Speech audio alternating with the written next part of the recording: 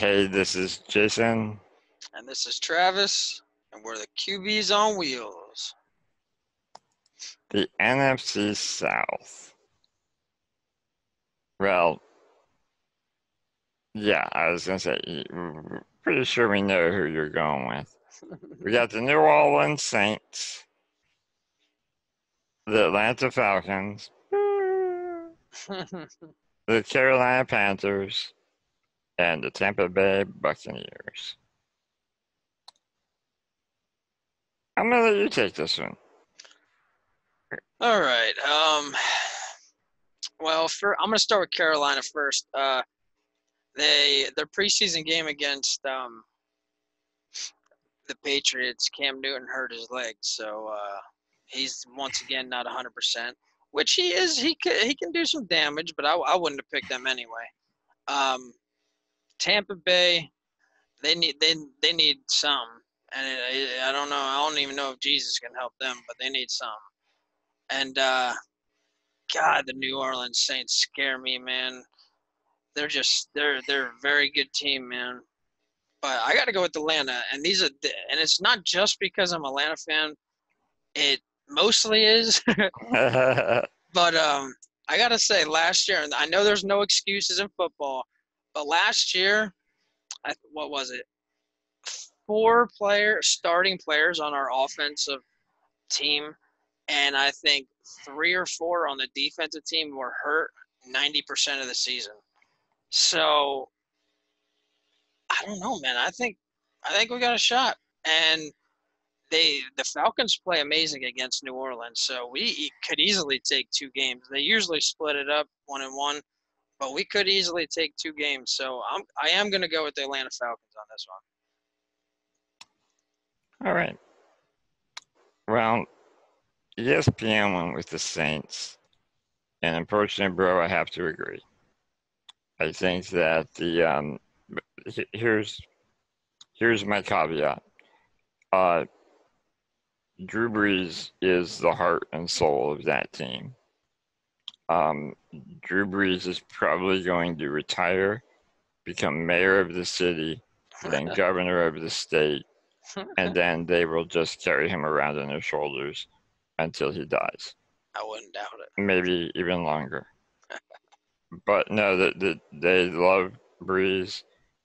Brees loves that city, and as long as he's healthy, I can't see them losing the division. I think that they're a contender for the Super Bowl with a healthy Drew Brees. Now, with that said, that's a lot of responsibility to put on a single human being. Yeah. Even if it is Drew Brees. If he is not healthy, for whatever reason, I think that Atlanta has a very good shot because I think Atlanta is a more well-rounded team. They have all of the weapons. They have some depth because you know Julio Jones is going to take a lot of catches to the end zone, but at the same time, he's also going to be such a focus that's going to open up the middle. Yeah. And again, like you said, last year they underperformed for their level of talent because of injury. Yeah.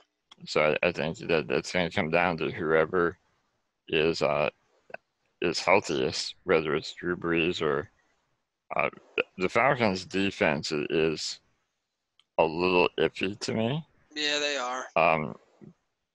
But so is the Saints. Yeah, I think that the Falcons' D is better than the Saints' D. But unfortunately, the Saints' offense can put a lot of points on the board, and Atlanta doesn't have the capability. I think that they are a 21 to 28 point team, and what's going to be critical is that they stop the other team. Yeah. And the Saints are a 28 to 35 point team, except their D may not be able to stop that many. Right.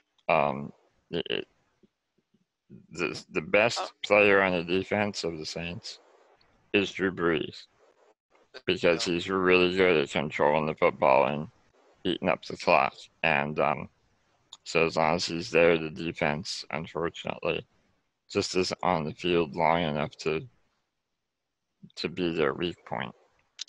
I do want to mention though the Saints did lose Mark Ingram to the Baltimore Ravens. They picked up what's his name, Martavis Bryant, I think his name is. Mm-hmm. But he's no workhorse, so I watch that too. Alvin Kamara is gonna have a bigger role. He gets hurt, man, and I'm talking if he gets hurt too, Atlanta's taking it. So I want to mention that too. Yeah, definitely, definitely. Well, we'll see you in December. Until then, we are the QBs on Wheels, and we out of here tomorrow night. Later.